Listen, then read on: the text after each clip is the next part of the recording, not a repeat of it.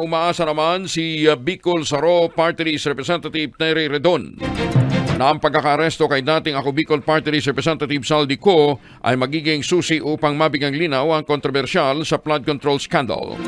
Kasunod ito ng pagkumpirma ng Pangulong Bongbong Marcos na nadakip na nga si Co ng mga otoridad sa Czech Republic.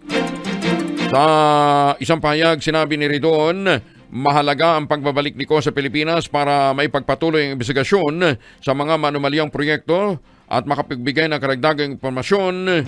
Ganyan din maharap ni Co ang mga reklamo laban sa kanya.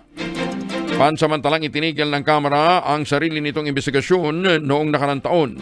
Matapos buuin ng Malacanang ang Independent Commission for Infrastructure para sa mas malalim na pagbusisi sa mga irregularidad kaugnay ng implementasyon ng mga flood control project. Yun nga lang, kalaunan, lumabas karamihan sa mga naimbestigahan ng ICI, gumamit naman pala ng mga maling coordinates.